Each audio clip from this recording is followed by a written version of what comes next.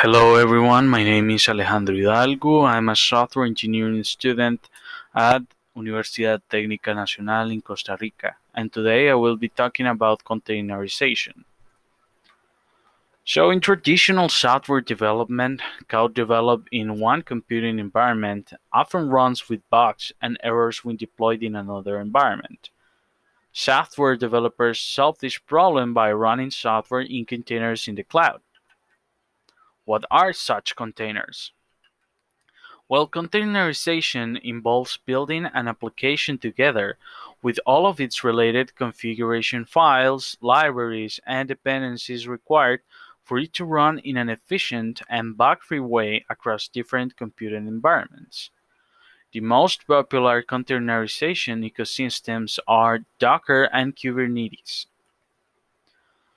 Containers are often compared with VMs, virtual machines, since both of them allow multiple types of software to be run in contained environments. Containers are an abstraction of the application layer, meaning that each container simulates a different software application.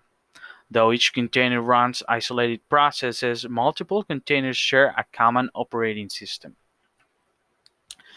Virtual machines are an abstraction of the hardware layer, meaning that each VM simulates a physical machine that can run software.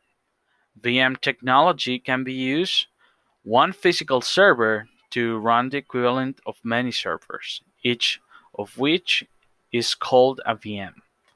So when multiple VMs run in one physical machine, each VM has its own copy of the OS, applications, and their related files, libraries, and dependencies.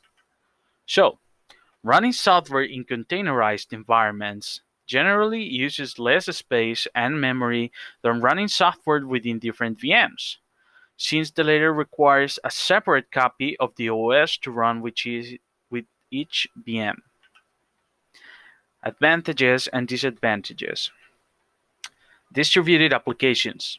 Because each container operates independently for others, it helps prevent interdependencies and also safeguards from a single point of failure.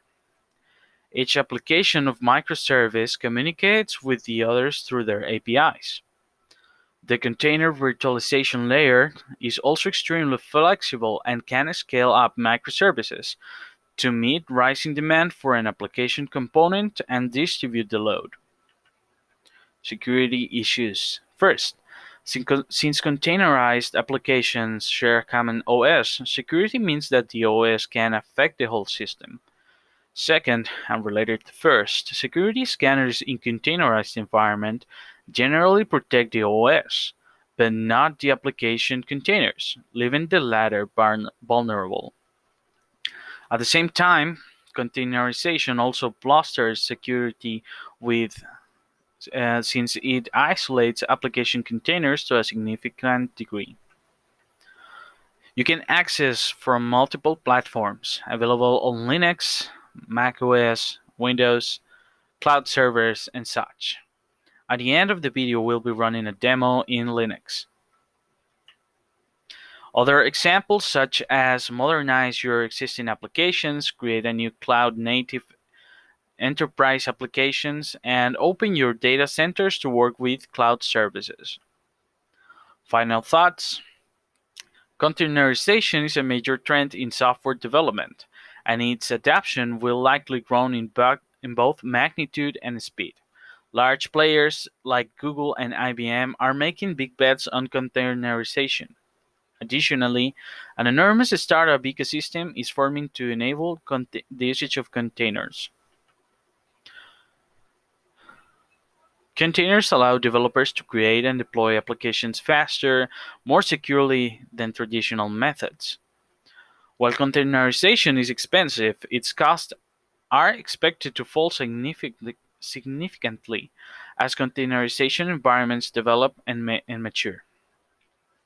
Containerization is thus likely to become the new norm for software development. Here are some sources and links for Docker, blogging HackerNoon, and another block from IBM talking about containerization, what it means to us, and benefits as well. And now to a pretty small demo that